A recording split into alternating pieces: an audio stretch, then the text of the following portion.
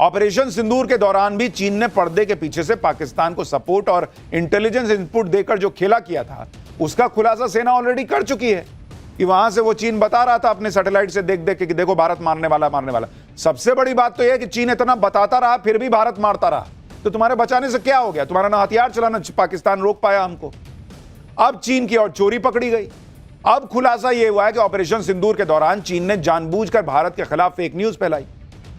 खबर है कि चीन ने जानबूझकर फ्रांस के फाइटर जेट राफेल की इमेज को बर्बाद करने के लिए उसके खिलाफ एक कैंपेन चलाया। ऑपरेशन सिंदूर के दौरान पाकिस्तान ने भारत के 3 राफेल जेट गिराने का दावा ठोक दिया। इसी दावे को चीन ने हवा दी और राफेल की परफॉर्मेंस पर सवाल उठाते हुए ऑनलाइन कैंपेन चला दिया झूठा। इस कैंपेन में वायरल पोस्ट, राफेल के गिरने की फर्जी तस्वीरें, एआई जनरेटेड कंटेंट और गेम चलता है, वीडियो गेम, उसके वीडियो डाल डाल के बता दिए ये लोग सोशल मीडिया पे, देखो राफेल गिर गया, और उसको असली की तरह दिखा दिया। ऑपरेशन सिंदूर के दौरान चीन के हथियारों की वाहवाही करने के लिए भी 1000 से ज्यादा सोशल मीडिया अकाउंट खोले गए। चीन के इस कैंपेन का असर यह हुआ कि भारत में कई लोग पाकिस्तान के झूठ के झांसे में आ गए। लेकिन भारत में राफेल पर हुई राजनीति की बात तो आगे करूंगा। अभी चीन की बात जरूरी है, जिसके फेक न्यूज की फैक्ट्री का भंडाफोड़ फ्रांस ने कर दिया। क्योंकि चीन भारत के साथ साथ फ्रांस के सबसे प्रतिष्ठित राफेल फाइटर जेट की परफॉर्मेंस को टारगेट कर रहा था। इसलिए फ्रांस ने कई दिनों की जांच के बाद चीन के खेल का गेम ओवर कर दिया। फ्रांस की खुफिया रिपोर्ट से चीन की चालबाजी पकड़ी गई। भारत और राफेल के खिलाफ कैंपेन चलाने के लिए चीन इस हद तक चला गया कि उसने दूसरे देशों को भी गुमराह करने की कोशिश की। चीन ने अपने दूतावास के जरिए उन देशों को राफेल खरीदने से रोकने की कोशिश की जिन्होंने फ्रांस को राफेल का ऑर्डर दे दिया था या ऑर्डर देने की सोच रहे थे। आप सोच रहे हैं कितना पर्दे के पीछे गेम चलता है। आर्म्स लॉबी काम करती है भैया, बहुत अथाह पैसा है इनके पास, ये लोग खेल करते हैं। चीन को लगा कि मेरा हथियार फूट गया तो फूट गया, राफेल को बदनाम कर दो, भारत में मोदी के खिलाफ मोर्चा खुली जाएगा और वहां जो है हम जो है अपना हथियार बेच देंगे। राफेल को कह के गया 2 करोड़ का प्लेन है। चीन के दूतावास में मौजूद डिफेंस से जुड़े अधिकारियों ने दूसरे देशों के अधिकारियों से मीटिंग में यही नैरेटिव चला दिया कि भारतीय एयरफोर्स ने जो राफेल खरीदे थे वो युद्ध में तो बेकार साबित हुए। राफेल की परफॉर्मेंस पर सवाल उठाने के साथ साथ ही चीन ने इन देशों को यह भी झूठ बेच दिया कि राफेल के मुकाबले उनके जेट कहीं ज्यादा बेहतर है। चीन का पर्दाफाश करते हुए फ्रांस की डिफेंस मिनिस्ट्री ने कहा कि राफेल को इसलिए टारगेट किया गया ताकि चीन के विमान को बेहतर साबित किया जा सके। फ्रांस के लिए राफेल सिर्फ एक फाइटर जेट नहीं है बल्कि उसकी डिफेंस इंडस्ट्री का पिलर है। इसलिए जब ऑपरेशन सिंदूर के दौरान चीन ने राफेल के खिलाफ फर्जी कहानियां गढ़नी शुरू की तो फ्रांस अलर्ट हो गया। फ्रांस ने इसकी जांच शुरू कर दी और ये फर्जी कहानियां सामने आ गई कि भाई कहां से आ रही हैं, सब पता चल गया। पता चला ये तो चीन कर रहा है। दरअसल जब से भारत ने राफेल खरीदा है तब से चीन इसी ताक में है और उसकी ताकत देखकर चिढ़ा हुआ है और सोचता है कि कैसे राफेल को बदनाम करे। राफेल को डाउनग्रेड करने के पीछे एक वजह यह भी है कि इसके अलावा हथियार मार्केट में चीन अपना दबदबा बनाना चाहता है, खुद को डिफेंस एक्सपोर्ट का बड़ा हब बनाना चाहता है और इसके लिए चीन किसी भी हद तक जाने को तैयार है। क्योंकि यह खुलासा हुआ है कि जब इंडोनेशिया ने फ्रांस को 18 और राफेल खरीदने का ऑर्डर दिया तो चीन ने इंडोनेशिया को इस बात के लिए उकसाया कि भाई और ज्यादा राफेल ना खरीदो, क्या कर रहे हो। फ्रांस के बजाय चीन के सस्ते और टिकाऊ फाइटर जेट खरीदने के लिए बोला। इसी बीच खबर आई कि इंडोनेशिया चीन के J-10 फाइटर जेट खरीद सकता है। आप सोचिए चीन कैसा देश है कि वो अपने फाइटर जेट बेचने के चक्कर में दूसरे देशों के ऑर्डर कैंसिल कराने जैसी साजिशें रच रहा है। चीन की यह बौखलाहट इस वजह से भी बढ़ गई होगी क्योंकि ऑपरेशन सिंदूर में जिस तरह से भारत ने चीन के हथियारों को कबाड़ बनाया था, भाई उससे चीन हथियार मार्केट में उसकी बड़ी फजीहत हुई और अपनी फजीहत को ढकने के लिए चीन ने राफेल को टारगेट करना शुरू कर दिया।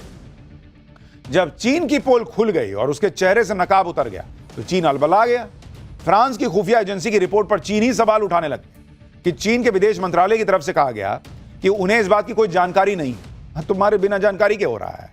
चीन के रक्षा मंत्रालय की तरफ से कहा गया कि फ्रांस के जो दावे किए गए जो दावे हैं वो अफवाह हैं। चीन हमेशा बहुत जिम्मेदारी के साथ मिलिट्री एक्सपोर्ट में फैसले लेता है। चीन और जिम्मेदारी, पूरी दुनिया में कोरोना फैला दिए तुम्हारी जिम्मेदारी का सबसे बड़ा सबूत तो वो था और तुम जिम्मेदारी की बात कर रहे हो।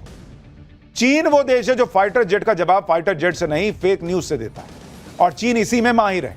राफेल के खिलाफ चीन ने जो फर्जी कहानियां चलाई उस पर भारत में भी कई लोगों ने यकीन कर लिया। आज जब यह खुलासा हुआ कि राफेल के खिलाफ अफवाह फैलाने के पीछे चीन था तो इस खुलासे के बाद बीजेपी ने राहुल गांधी को घेर लिया। बीजेपी कह रही है कि चीन के मिलिट्री टेक के प्रति राहुल गांधी का अजीब जुनून है। कई बार राहुल गांधी संसद के अंदर और बाहर दोनों जगह चीन के मिलिट्री हार्डवेयर के पक्ष में बोलते आए। साल 2021 में लोकसभा के अंदर उन्होंने यह पूछा था कि भारतीय force Chinese style surveillance drone का इस्तेमाल क्यों नहीं करती। राहुल गांधी ने लद्दाख स्टैंड ऑफ के दौरान चीन की सेना की रणनीति की तारीफ की थी। साल 2023 में लंदन में राहुल गांधी ने यह दावा किया था कि चीन टेक्नोलॉजी की रेस में जीत रहा है और राहुल गांधी ने इस बात पर जोर दिया था कि भारत को भी चीन के मिलिट्री इनोवेशन से सीखना चाहिए। साल 2022 में बंद कमरे में डिफेंस एक्सपर्ट से चर्चा के दौरान राहुल गांधी ने बॉर्डर पर चीन की तरह की टैक्टिकल ड्रोन्स के डिप्लॉयमेंट पर भी जोर दिया था। चाहे भारत की सशस्त्र सेनाओं को कमजोर करना हो या दुश्मन के मॉडल को बढ़ा चढ़ाकर पेश करना हो, राहुल गांधी देशभक्ति के मामले में गलत पक्ष की तरफ खड़े होने में माहिर हैं, यह बीजेपी कह रही है। एक हफ्ते में यह दूसरा मौका है जब चीन के चेहरे से नकाब उतर गया।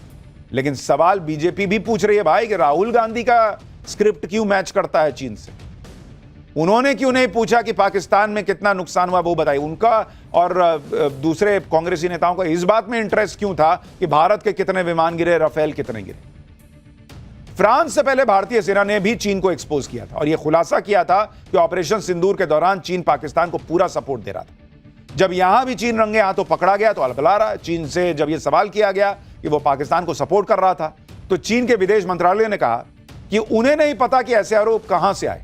एकदम ये मासूम चुन्नू मुन्नू से बच्चे हैं, इनको कुछ नहीं पता होता है। कह रहा है कि अलग अलग लोगों के अलग अलग नजरिए हो सकते हैं, हम सिर्फ इतना ही कह सकते हैं कि चीन और पाकिस्तान की दोस्ती किसी तीसरे पक्ष को टारगेट करने के लिए नहीं है।